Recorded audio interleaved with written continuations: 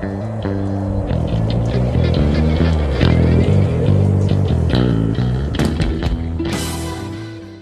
guys, Static here, and today on Dungeon Guide we're going to be covering Veteran Hard Mode Elden Hollow 2. Here in Elden Hollow 2, before we ever get to any section where there's actually mobs, we get to go whitewater rafting without a raft. Whee! The quest givers are available at the bottom of these rapids, so make sure your party checks with them to see if they have a quest available before moving forward. The mechanics of the regular mobs in this dungeon are actually quite busy. The main reason for this are these ranged magic and nightblade casters.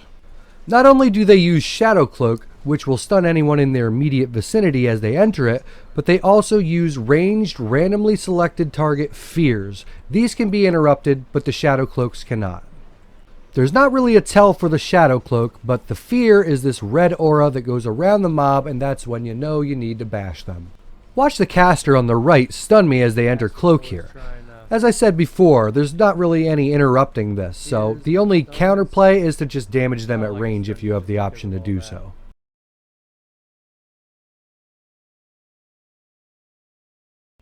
As you pull the mobs in front of this portal, this Daedroth boss will come out. I would suggest focusing on the casters here as, like I said before, they're going to stun you and they're going to fear you, making it harder to avoid this boss's main mechanic, which is this conal flame attack.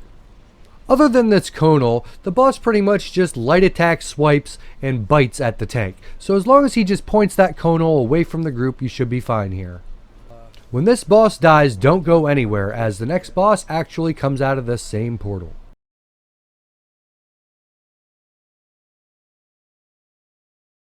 This boss fight is actually a super easy tank and spank. This is one of those weird situations where this boss actually gives your party buffs to help ensure her own demise. She does summon adds, but these adds really don't do much of anything other than just soak up some damage. They don't CC, they don't have any other mechanics, they just kinda are there. They burn down relatively quickly as well. A lot of people don't notice this, but there's actually a green and blue little hazy cloud near this boss that she summons. These are actually buffs to your regen and also to your damage. Not only does this give you well over 10,000 regen, but it also can double your weapon or spell damage. So don't worry about sustaining your own resources here. If you need a little help, just step into a cloud and you're good to go on this fight. As you come across this bridge, there used to be a skip where you could jump down right here. They actually changed what you need for a pledge objective, so now you actually need the boss at the end of this corridor and you can't do that any longer, so keep pushing forward here. In this hallway we come across our first lurcher. It's pretty much a tank and spank on these mobs. They just do overhand smashes and backhand smashes. Your tank just blocks those. But when they get low on HP, they do this in rage and it'll be a big AoE damage unless you interrupt it.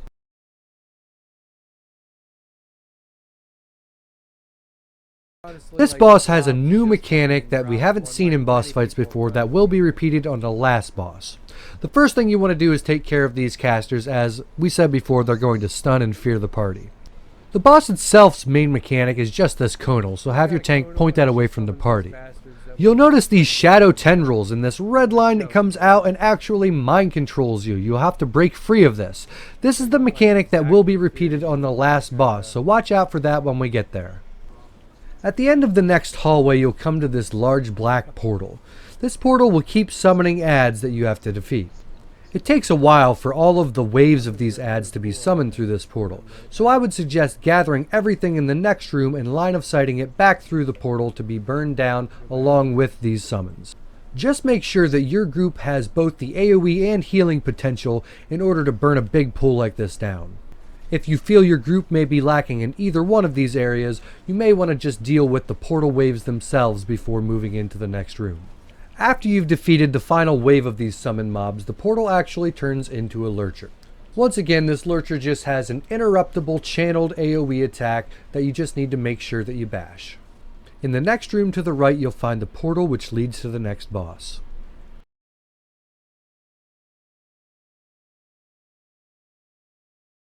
This boss's main mechanic is very interesting and unique. His regular attacks are just light attacks and then a conal attack, so once again, have your tank point him away from the group. The next thing he will do is put his hand into the ground and summon these AoEs on the ground. You want to stay out of them during this phase. However, these will actually become your safe zone when he raises his hand into the air and turns the room dark. Now you want to get into these circles for safety. So just remember for this fight, red circle's bad, white circle's good. Once defeating this boss, you just turn around and leave via the portal you used in which to come here. After exiting this portal, you'll want to use this corridor to the right that leads to the next area. Gather your group all together and sprint through this hallway.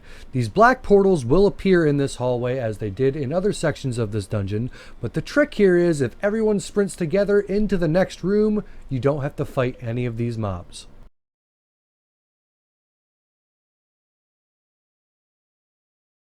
The most annoying thing about this boss is just the fact that the fight starts with 4 of these Nightblade ranged casters all around him. So burn them down, as you're going to get a bunch of stuns and a bunch of fears otherwise. As you see here, he places a lot of AoEs on the ground, so fears could actually become problematic as they could run you into these areas. The next thing he'll do is summon this totem. If you burn this totem down immediately, he gets stunned for a pretty good length of time. Other than his randomly placed AoE summon and his totem, he just does light and heavy attacks to your tank. After defeating him, use the portal behind him to travel to the last boss area.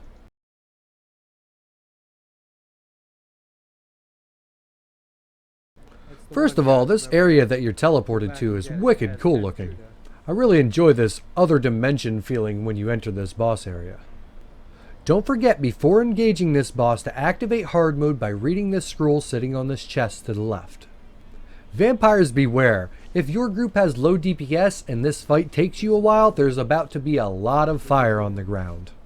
The first important thing is that your tank points this boss away from the group, as his regular swiping attacks can actually cleave. You'll notice that the mind control shadow tendrils are back in this fight.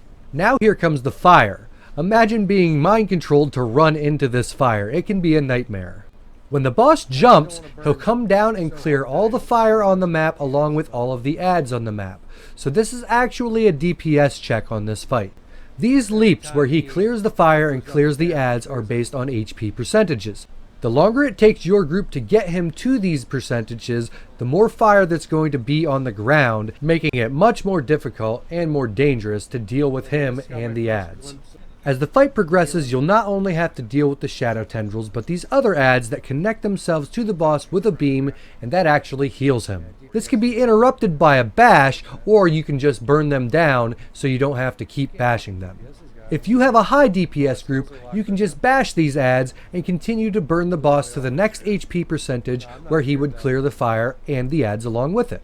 On the other hand, if your group has lower DPS, killing these adds may be your only option in order to get him to that next HP percentage to clear the fire. So if your group is getting overrun by fire, it could be that their DPS is lower than these adds are healing for, so you'll have to take care of them and then switch back to the boss. Thanks for checking out the video, guys. Please smash that like and subscribe button below for future content releases. I really appreciate the support everybody's been showing me. So I want to just say thank you to each and every one of you. It really means a lot to me. See you guys later and catch you next time.